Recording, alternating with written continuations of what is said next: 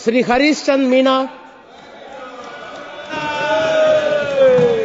धन्यवाद सभापति महोदय, जो आपने मुझे आज रेलवे विभाग की अनुदान मांगों पर चर्चा में भाग लेने का मौका दिया। महोदय, भारतीय रेल देश की एकता और अखंडता का प्रतीक है। भारतीय रेल का विस्तार समय की आवश्यकता के अनुसार बिना पक्षपात के जनहित को ध्यान में रखते नीतिगत मापदंडों के अनुसार हुआ है।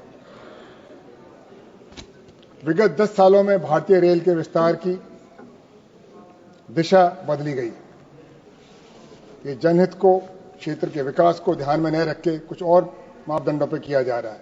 उसकी मैं चर्चा बाद में करूंगा। सबसे पहले मैं मेरे क्षेत्र की, चूंकि रेल मंत्री महोदय विराजमान है, कुछ मांगे रखता हूं। महोदय, मेरे निर्वाचन क्षेत्र में जो जिला मुख्यालय है टोंक, अजमेर से नसीराबाद टोंक होते हुए सवाई माधोपुर रेलवे लाइन 2015-16 के बजट में स्वीकृत है।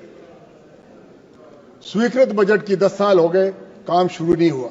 मैं आपसे प्रार्थना करता हूं महोदय, ये काम जो स्वीकृत है इसको अविलंब आप शुरू करेंगे, जनता को राहत देंगे और हमारे जो पिछड़ा हुआ जिला टोंक है उसको देश के विकास में भागीदार बनाएंगे, ऐसी मैं आपसे आशा करता हूं। इसी तरह महोदय, 2011 के बजट में स्वीकृत धौलपुर से सरमथुरा, सरमथुरा से गंगापुर रेल लाइन का गेज परिवर्तन एवं उसका विकास सुनिश्चित है। वो कार्य शुरू हो गया सर, अभी धौलपुर से सरमथुरा तक पहुंचा है।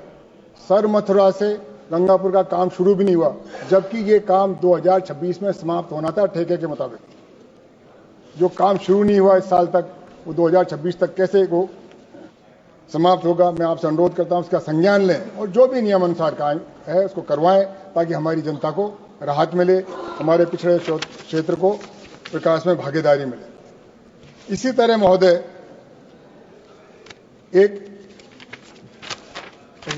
हर रेलवे मंडल में एक आपका लोको शेड होता है। कोटा रेलवे मंडल है सर, जिसके अंदर मेरे गंगापुर जंक्शन और सवाई माधोपुर जंक्शन आते हैं। उसमें उसका रेल जो है लोको शेड तुगलकाबाद दिल्ली से संचालित है। तुगलकाबाद है सर, ये नॉर्थ वेस्टर्न रेलवे में भी नहीं आता।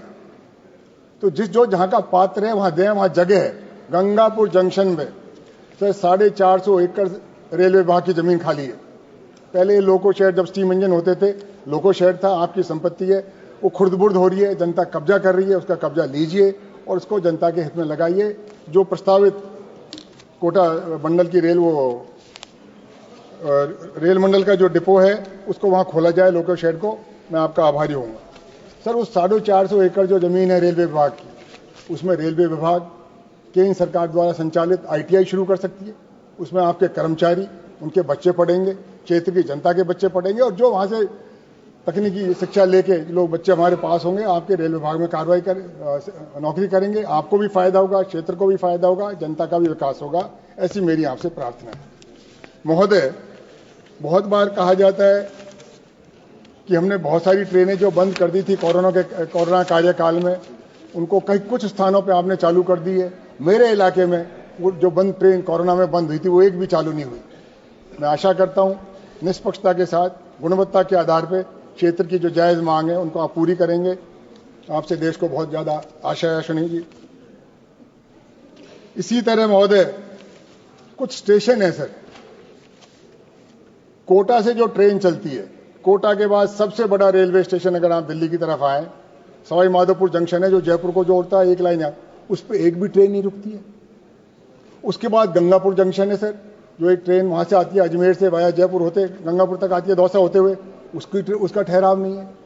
उस 175 किलोमीटर की ट्रेन ट्रैक पे अजमेर, दौसा, गंगापुर सिटी एक डेमो ट्रेन चलती है सर 24 घंटे में। उसकी वो आप बताएं, कम से कम 4-5 ट्रेन तो चला जाओ। आपने 175 किलोमीटर का वो रेलवे ट्रैक बिछा दिया, सरकार का पैसा खर्च किया, जनता की सुविधा के लिए खर्च किया, उसमें ट्रेन तो चलाएं। तो उसकी संख्या 1 से बढ़ा के कम से कम 3-4 तो करें, ताकि जनता को उसका लाभ मिले। ऐसी मैं आपसे प्रार्थना करता हूं महोदय। इसी तरह से एक ट्रेन है, उसका ट्रेन का संख्या है, वो यूपी में टनकपुर से चलती है और मथुरा जंक्शन तक चलती है। और मथुरा में वो 6 घंटे खड़ी रहती है और वापस टनकपुर चल जाती है। महोदय, इस ट्रेन को मथुरा से आप कोटा तक बढ़ाएं, उसी 3 घंटे आएगी, वापस चली जाएगी। मथुरा के टाइमिंग में कोई फर्क नहीं पड़ेगा। जनता को, मथुरा की जनता के बाद भरतपुर की जनता को, बयाना की जनता को, हिंडौन की जनता को, गंगापुर की जनता को, सवाई माधोपुर की जनता को और कोटा की जनता को इसका लाभ मिलेगा। रेलवे की आय बढ़ेगी, जनता को लाभ मिलेगा, क्षेत्र में विकास होगा। ऐसी मेरी आपसे प्रार्थना है, इस ट्रेन को आप बढ़ाने की कृपा करें।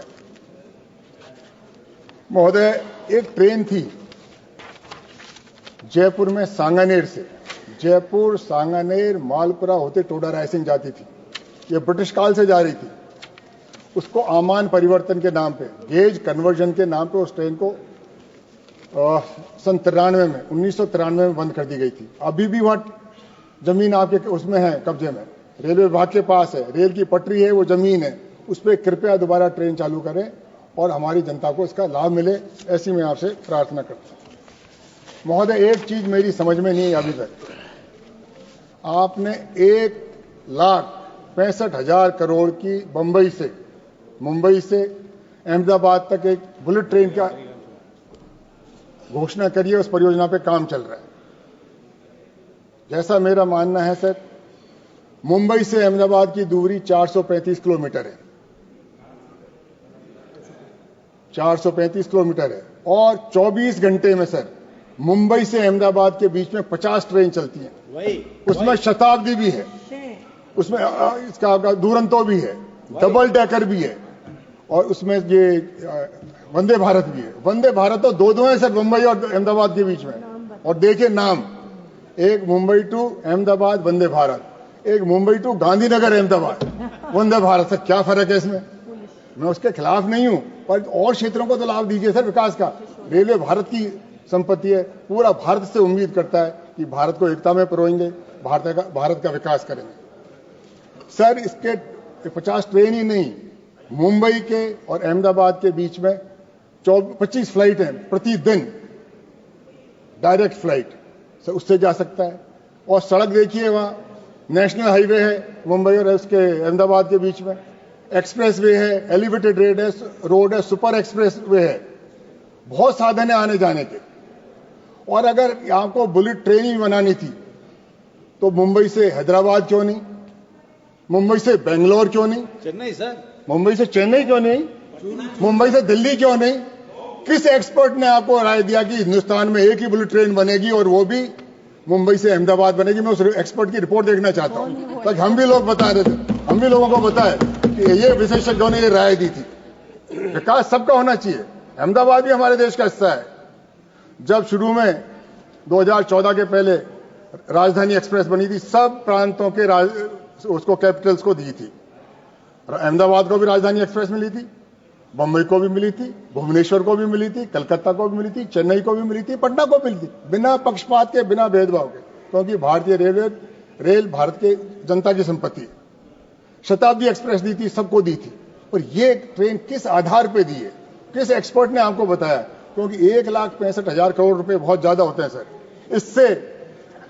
इससे हमारे जो पूरे किसानों का ऋण माफ हो सकता था, भारत के किसानों का, भारत के किसानों को एमएसपी दी जा सकती थी, हमारे रिटायर्ड सरकारी कर्मचारियों को पुरानी पेंशन योजना दी जा सकती थी।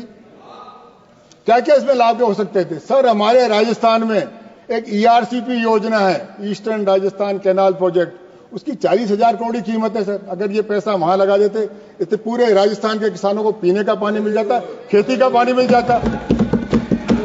मैं इसलिए बताना चाहता हूं आपसे, अगर ये पैसा आप लगा